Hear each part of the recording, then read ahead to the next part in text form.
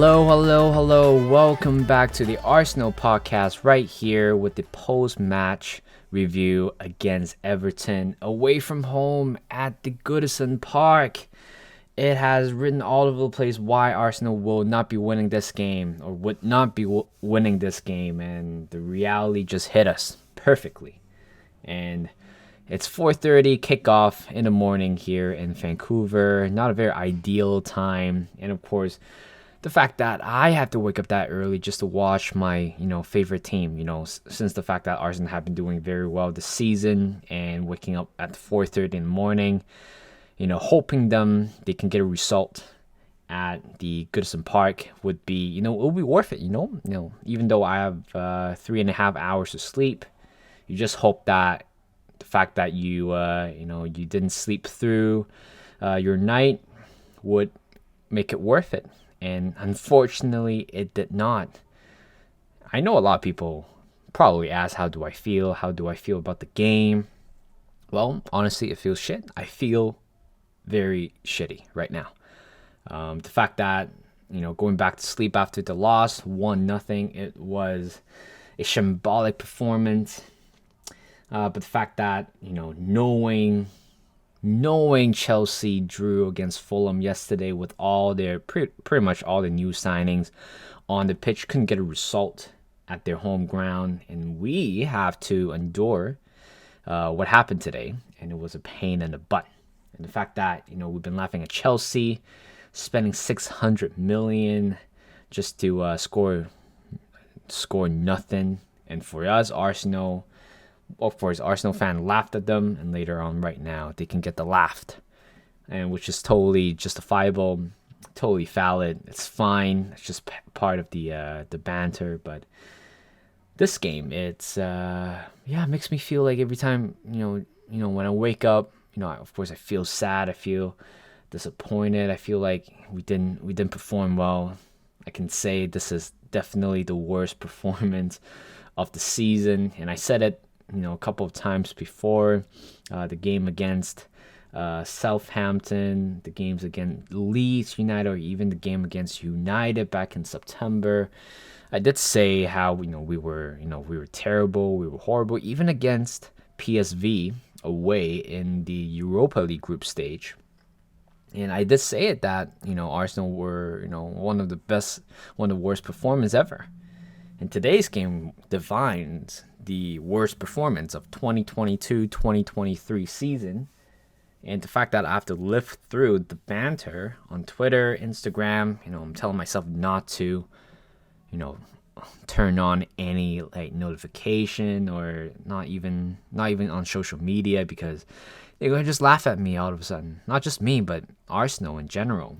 And of course, we all know social media is a very toxic environment to talk about football in general. And the way how I feel, it's like I want to strangle everybody on the street, but of course not literally, but that's how I feel, because that's how disappointed I am, how sad I am, to the fact where there's a bit of pity, there's a bit of anger for the performance, to the point where to the point where I would make joke about strangulation. But please don't take my word that seriously. It's all a joke. That's how I feel, but that's not what I want to do, of course. But this game has written a big fat L all over the place. First of all, Everton away at Goodison Park.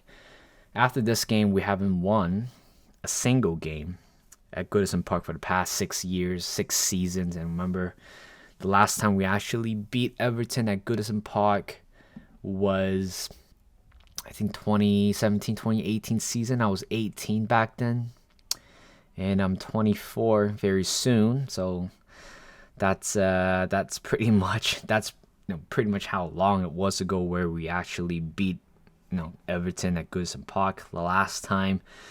5-2 was the final score. Sanchez score, I think. Ramsey score. Lacazette score. Özil score. Ramsey score. I think there's probably one player score as well. But yeah. Of course, back then we weren't doing very well either. But the fact that Sean Dyche has taken over Everton approximately a week ago. The fact that the Everton owner couldn't sack Frank Lampard, after the Arsenal game was just a little bit sad, to be honest, because we have seen the worst version of Everton in a while. The fact that I think, back in Arteta era, like 10, 15, 20 years ago, Everton were doing well, a middle table team, but right now they are in shambles. So the fact that I think they have a very good squad, to be honest, but the fact that they couldn't quite utilize the whole team makes it even more troublesome for a lot of Everton fans. And of course there's a lot of outrage about how Everton's not properly run by the owner. And of course we can all see that the fact that Everton sold Richarlison for 60 million, Anthony Gordon for 40 million. That's a total of a million pound, a million euros, whatever the currency that might be. And you could probably use that money to reinvest on some of the players, but unfortunately they did not. And I'm sure Everton did not sign anybody over the January transfer window. So, like that part's did worry some of the Everton fans, but there's no worries anymore because Sean Dyche came in, did a brilliant job. We all know his great legacy in Burnley. I still don't understand why Burnley sacked him midway through the season. I think he's a very good coach. The fact that Burnley was having some sort of financial crisis before, of course, we all know their budget, it's very, very low. Probably the lowest in the Premier League last season. And right now, of course, they got what they deserved for sacking Sean Dyche. And they're currently they just got relegated, and I'm sure right now Vincent Kompany did a pretty good job in Burnley. They might be getting promoted. I'm not quite sure with how the championship is right now, but the fact that Sean Dyche taking over for Everton, the fact that he is very hungry to get back on the pitch and just coach a very a talented group. Honestly, I think Everton has a pretty good. Very good personnel. It's a good team. Don't get me wrong. Of course, they're not performing well under Frank Lampard, but with each personnel, I think they are. It's a good side. The fact that I know if they're well coached if they, for example, if Sean Dyche was taking over earlier in the season, I felt like Everton would have probably right now sitting at mid-table right now. You have the likes of Onana, Iwobi. Iwobi seems to be a very, very good player for Everton, and Dominic Calvert-Lewin as well. And honestly, I just think that Dwight O'Neil as well. I think that he's a very good player for Burnley last season. And the fact that Everton pretty much got quite a lot of the old slacks from Burnley, from other teams as well, shows that they have the capability, they have the personnel to do better, but it just wouldn't work under Frank Lampard. And how unfortunate for Arsenal that might be, where the first game that Sean Dyche took in charge was against Arsenal, and Arsenal did not have a very good record at Goodison Park, nor facing against Sean Dyche. Yes, we beat them away last season with 1-0. Odegaard with a free kick, and later on, I think it was pretty much a few days after the New Year, we were playing against Burnley, the bottom of the team back then, and we drew 0-0. I still have no clue how we didn't win that game. But that's what Sean Dyche can do, with the squad. If he, of course, like I said, Burnley didn't really have much money to invest to buy players, but Everton certainly do have the money to back the manager. And I'm sure right now Sean Dyche will definitely do a very much better job. And I doubt Everton's going to go down. Everybody has the prediction where Everton might be going down, but I think right now with Sean Dyche taking charge, I don't think they will be going down anytime sooner. So congrats to Everton. I think they are a good team, a very well worked team as well, which I would talk about how they kind of destabilized the whole Arsenal midfield later in this podcast, and we're gonna move on to pretty much the. I don't know where I want to start first. I think I want to start with the game first, or maybe the transfer window. Let's talk about the transfer window because from the last video, last podcast I did, it was right after the 1-0 loss against Man City, and we were urging to buy like another midfield player. We all know that Oneni was pretty much done for the season with the season-ending injury to his knee.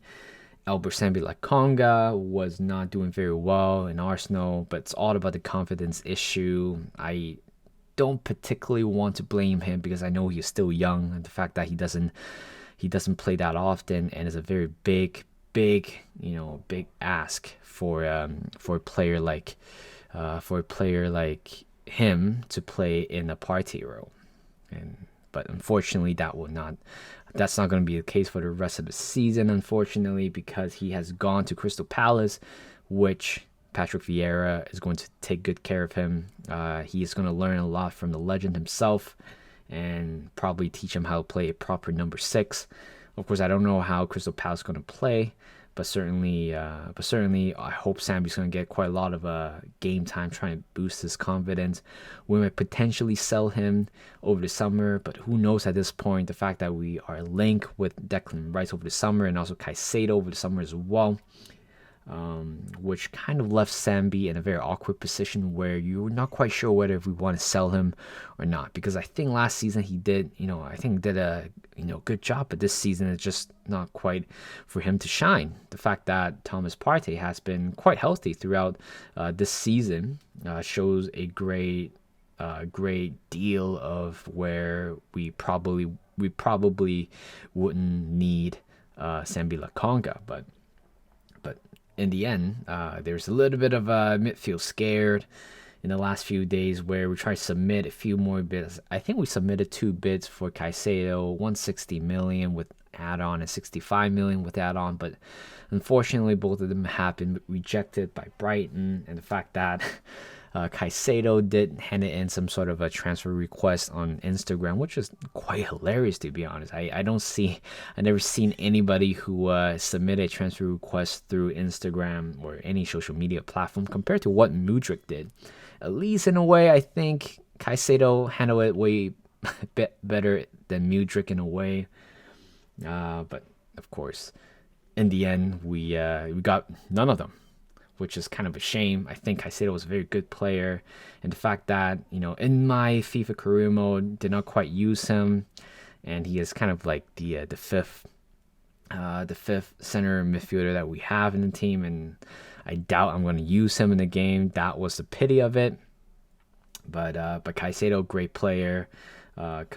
Considering his family background, he's the youngest with nine or 10 siblings, and he's only getting paid $3,000 a week. What's way below than anybody else, or pretty much way below the average in the Premier League. And we all thought that giving him a future, securing him for a long-term future with quite of a financial stability for him would probably work. Apparently, personal term has been agreed, but I think at the same time we kind of have burdened the relationship between Arsenal and Brighton, because Brighton was very firm about their stance about Caicedo not going away, but we keep submitting like a couple of offers. Apparently, reading from a lot of reports that I think the relationship could be damaged, but I'm not sure. Hopefully that's not the case, because I think we did quite good business with Brighton for the past 3-4 windows with Ben White and also Trossard as well. So hopefully Caicedo will still have the chance, or Arsenal still have the chance to sign Caicedo over the summer. But I don't think that is the issue. The issue is pretty much focusing right now, because we are going for the title, right? We have arrived more than halfway through the season, and what we really want to do, what we really do want to establish is that we want to continue with our form, we want to continue with the result.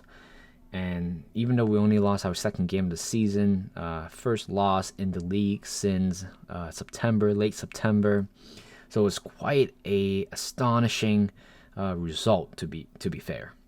But it's all about the title charge. It's all about adding quality and depth into the squad. And we have, Trossard, good signing as well, 21 million plus add-on.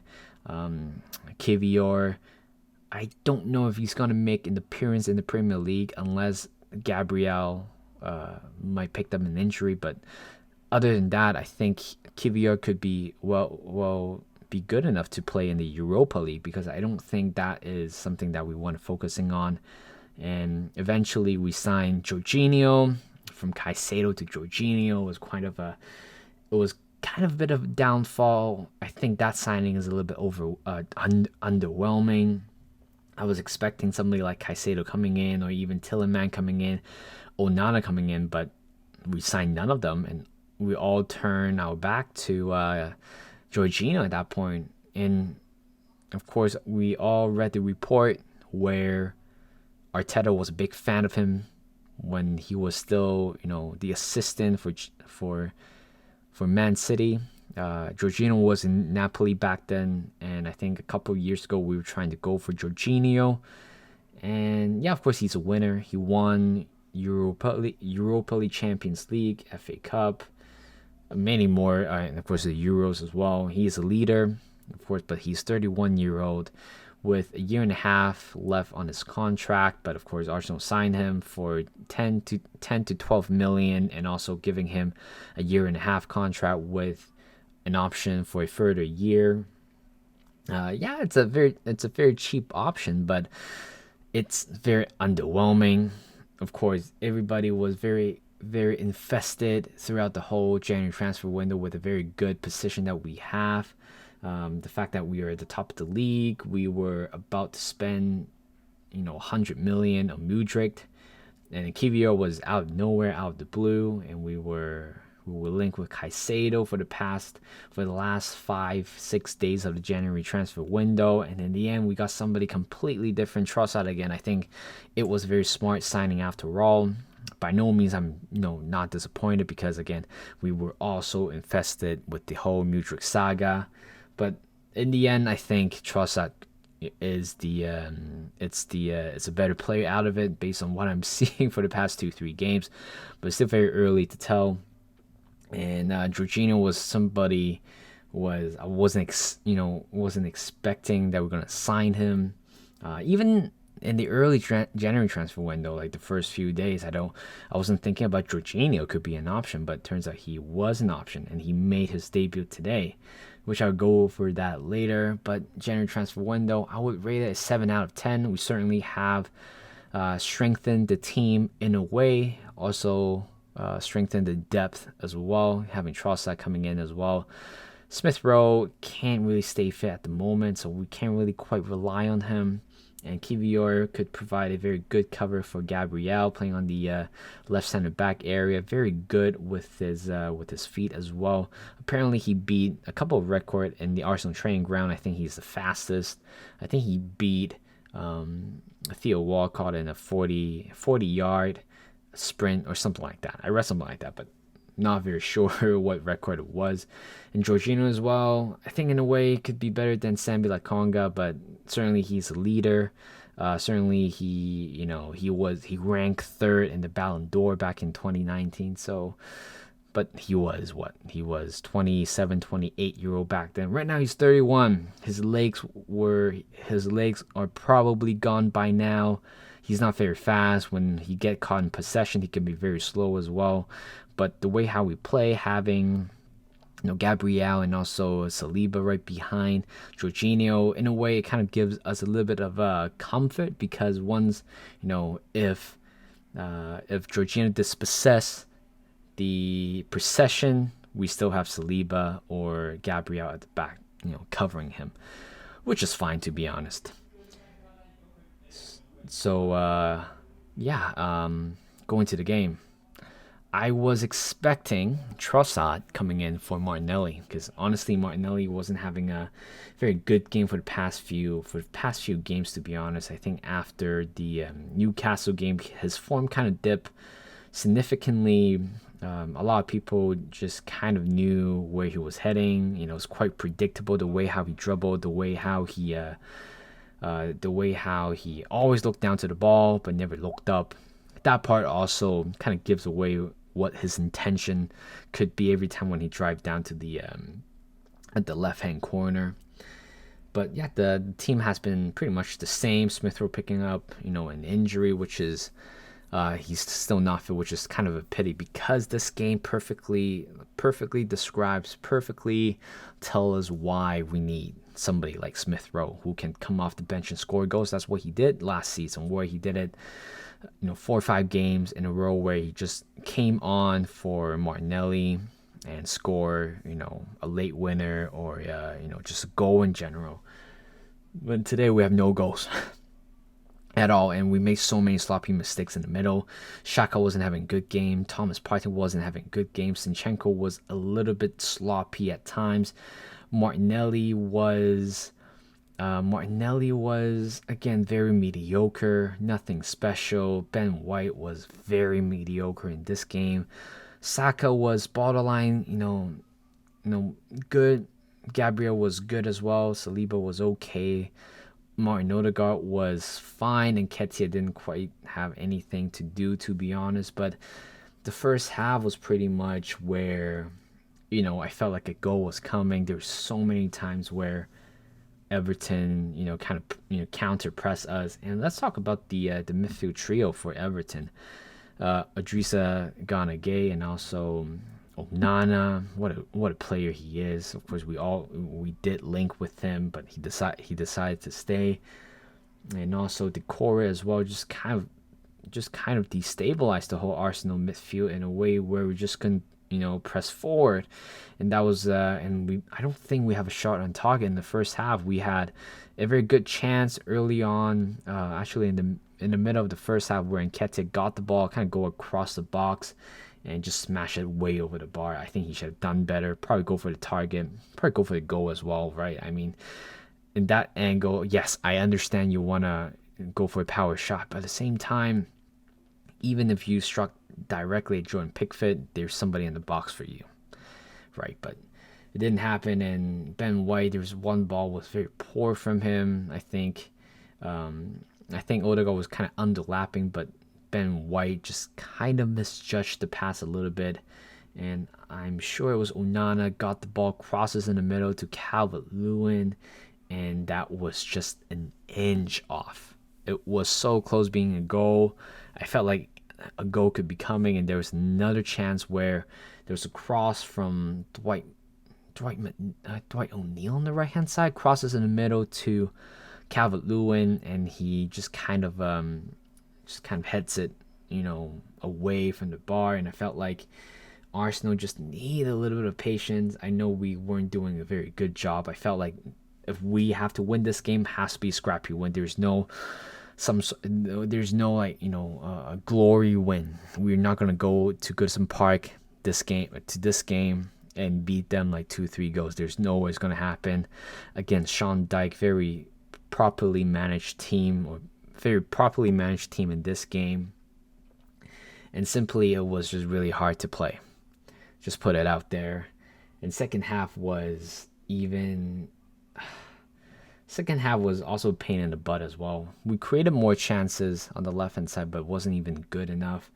There's a chance where Nketiah driving down to the left-hand side, crosses in the middle. I think he did very well, skipping over Connor Cody and go for Odegaard. And, of course, Odegaard apparently is the highest scoring Arsenal player in the away ground for this season, but that was a very poor execution towards the end.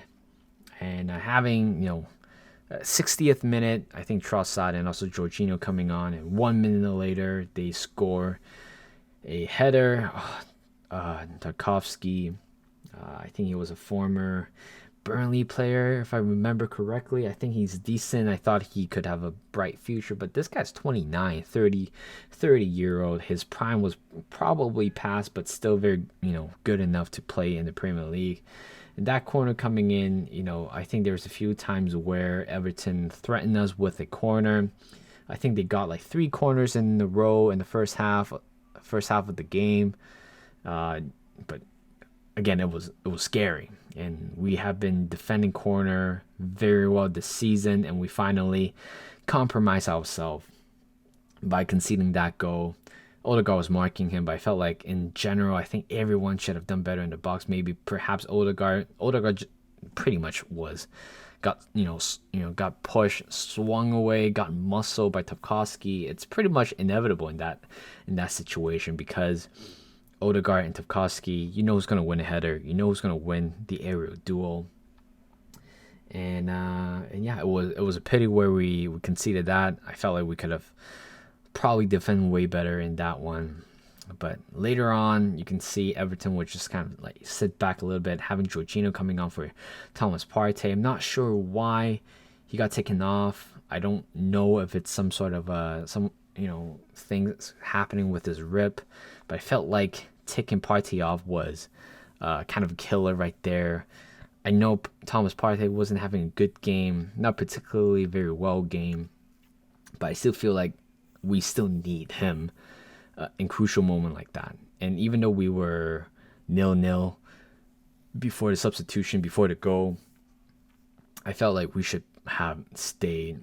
We should probably, sub in Trossard. That's it. And that's pretty much it. Xhaka was very sloppy at times. I felt like when he got the ball from Zinchenko from right outside the box, he always looking for a forward pass. And I feel like this is the problem, because I love Xhaka. I know he had kind of a troubled past with Arsenal a few years ago, and he has kind of reformed now, right? The way how he played so much better compared to when he was sitting in the middle as a CDM. Right now as a box-to-box midfielder, he is so much better. But this is the area where we have to improve if we have a caliber, a caliber like Tillemans. In that situation, we would have probably created a much better chance. Either you're going for the shot, even you're going for a beautiful pass. But I feel like Xhaka in that area, I felt like he could have probably taken the shot. There are at least a couple of them where I felt like Xhaka got the ball. He is maybe 4 or 5 steps away from facing Connor Cody or Tarkowski. Instead of passing it to Nketiah in a very awkward position where everybody was just kind of like moving forward a little bit, to the point where you don't know whether if a pass would be good enough in that situation, Xhaka would have probably taken a shot. If I was him, I would have probably taken a shot, regardless if it's going to go in, go over, or even get blocked or something like that. But a chance like this, we just need to take more shot, because we weren't testing Jordan Pickford throughout the whole game, except that one chance from Trossard on the left-hand side. I think Trossard done brilliantly when he came on, but again, could have done better in a way. But with how the game set up, I doubt everybody was gonna, contribute more than we thought they would be. And Jorginho was very slow on the ball. I think he did okay. I know a lot of people are criticizing him, but at the same time, like, I will understand why people would criticize him. It's, if you want to criticize Jorginho, first of all, you have to criticize Arteta for taking Partey off. We don't know what happened. We don't know why he's been taken off. But having Jorginho, I think with the intensity of the game that we have, I felt like Jorginho wouldn't be the answer to it. But I felt like Partey should have probably stayed on for another 10-20 minutes before considering subbing Jorginho on. But that did not happen at all. And I think Jorginho gave up, a few possession, but I think he did okay. Nothing special. Of course, it would be lovely if he, kind of contributed more in terms of, scoring goals, but that will not be the case, unfortunately. But I was thinking about this. I was thinking whether if the Chelsea curse is here. We all know what happened. We all know the relationship between being a Chelsea player and an Arsenal player. We have Cesc Fabregas, who had a, of course, he had a great career at Arsenal, but winning something at Chelsea, Giroud as well, leaving Arsenal to Chelsea to win a Champions. I think he won the Champions League, and Ashley Cole. You know what? When Arsenal players go to Chelsea, they play well. But when Chelsea player comes to Arsenal, they just don't play very good at all. The last play that happened is Willian, and what? He only scored one goal, and everybody hated him. Honestly, I thought he was okay, but I felt like it was very unnecessary, that signing. And who else? David Luiz was a relatively better one. I know he kind of struggled on his own term, and Petr Cech as well. I think he struggled too, but again, we Arsenal fan has to endure that. I don't know what Arteta was thinking, but if Arteta wants Jorginho, then sure, I back the manager. That's what happened for the past 2 windows where we thought things weren't going to work out. Turns out it did, but today just didn't quite pay off. And right now I'm looking at my Premiere Pro, looking at the thumbnail, looking at Everton 1, Arsenal 0. Still pains me to this point. And towards the end, Neil Maupay, what a fucking turret head he is, isn't it? Like, he already kind of cost us the season back in 2019-2020 with the whole Neil Maupay, Guendouzi, even Bernd Leno back then, the whole incident. And right now he has to get it kicked in against Zinchenko, which of course, thank God, Zinchenko did not get sent off. But honestly, Neil Maupay, it's a fucking turret head. But in that situation, I felt like he is a kind of a smart move, trying to get into our head, and that's what Zinchenko did. And I think we have probably 2-3 minutes left, and after that incident, we just kind of didn't really have much time left, and we lost. We were more, I think we were more brave, we were more confident in terms of taking shot from right outside the box. Fabio Vieira came on. I think he did okay, nothing special. Zinchenko had a couple of chances as well, which went over the bar. I don't think he scored a Premier League goal. I think he only scored one Premier League goal, or no Premier League goal so far since he arrived at Man City. But this is the game where worries me in a way. Worries me a lot in a lot of perspectives. We were playing Brentford away. Now we were playing Brentford at home. Next game, again, Brentford. We did thrash them last time out 3-0, complete domination. I remember that game very well. We played very well. Saliba scored, Jesus scored, Fabio Vieira scored. But Brentford, I know they're a good side with Thomas Frank being the manager. There's no way it's going to be an easy game. But at least at home, we could have probably, be a little bit better. Be a little bit better in terms of going forward and defending as well. And then the next game is against Man City. That one's going to be huge. Honestly, I forgot to talk about this. I think the game against Man City last week, we played way better than today's game. In a way, you guys have to agree with me. Like in the first half against Man City, I know Man City had a few bright moments, but I felt like overall we played very good football in the first half against Man City. But today, we just couldn't really copy what we did last time out against Man City in today's game, which is quite worrying. Everton coming on to this game, I don't think they have been winning the last 10, 11 games, and until today, we have stopped that record for them. And for us, it's the same thing, right? We've been unbeaten in the league for the past 5 months, right? 5 months. And then all of a sudden, boom, just like that, we lost. So, next few games are going to be very, very important. Brentford away, not Brentford at home. I don't know, Ivan Toney's still playing. I think he is still playing, but oh my God, the fact that I know Brentford is a good team. They might have a chance, and that game happens a day after my birthday as well. So I hope, fingers crossed, that will be my birthday gift, but it will be a great birthday gift if Arsenal beat City as well on the 15th of February. That one's a good game. I already asked for time off at work just to watch that game. That one is 11:30 kickoff, but I am actually being fearful as well. I know it's still early. We just reached our 20th game mark, but the fact that knowing, losing to this game, I don't know how we're gonna react to it. Of course, we reacted before, conceding to Fulham, we equalized it. Conceding to Man United in the first half, we responded.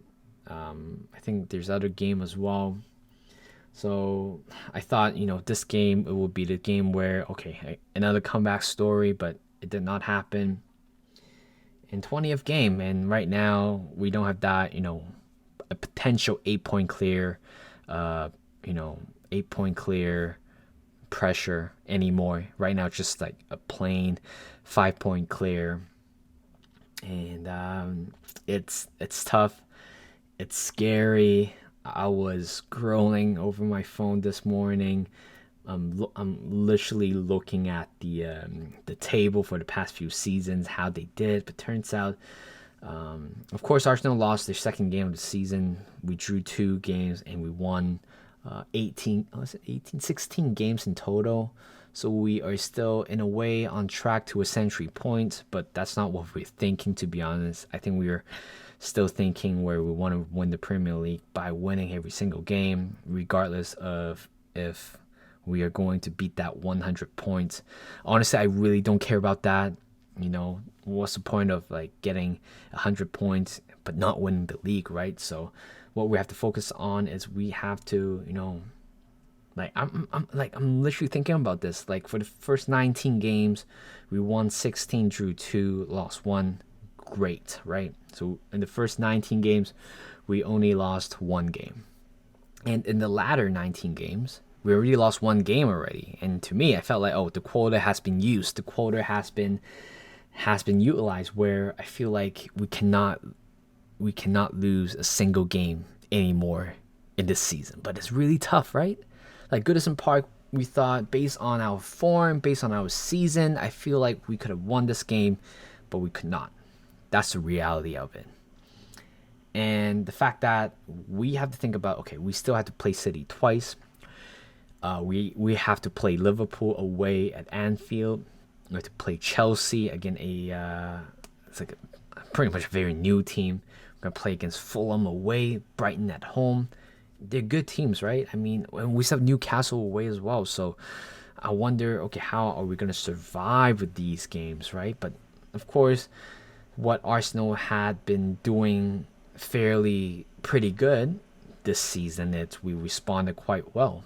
We lost to Manchester United 3-1. We bounced back with a 2-0 win against FC Zurich, and we beat Brentford away 3-0. So that's a very good sign.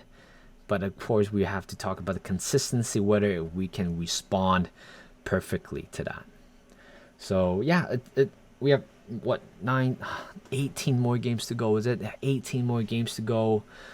And hopefully, I really hope that we're gonna win 15 games, guys. 15 games. Then I'm sure after winning that 15 games, it will be okay. It will be. We will be the champion after winning that 15 games, but right now there's no guarantee. Right now I have to face, go on Twitter, Instagram, people are laughing at Arsenal. I have to take that. I cannot hide, but right now we just have to hope for the next game against Brentford that we're gonna do well. We're gonna respond, because honestly it sucks, because every time when you lose a game like this, I felt like we shouldn't be losing this game. But after losing a game like this, you want them to, you want to watch them again. You want to watch them very soon. Ideally, of course, you want Arsenal to reply, to respond, to react on a Wednesday, on a Thursday game. like because you just can't wait to see what this team can do. How can this team respond in a reasonable of time, you know? So next game against Brentford, and later on Man City, and then Aston Villa away. 4:30 in the morning, which is 12:30 in the UK, which is a problem. I don't think the last time we I don't remember the last time we played 4:30 game in the morning. Oh, I think it was Chelsea away from home. That's a good watch, to be honest, because we did well in that game. But this morning was a completely utter shamble. And I hope Arsenal is going to respond perfectly in the next few games, or even for the rest of the season. We have the taste of it now. We have the taste of not being good enough, tactically subpar. I think we're below par today. So Brentford at home next week, 7 a.m. kickoff time here in the west coast of Canada, Vancouver. And I hope we're going to get a result. I hope, my tone today will probably change after next week's game. And I hope I don't want to strangle. I hope I don't have the feeling to strangle anybody on the street today. So thank you guys for listening. Hope you guys enjoyed this. Leave a like, subscribe to my channel, and I'll see you guys in a bit.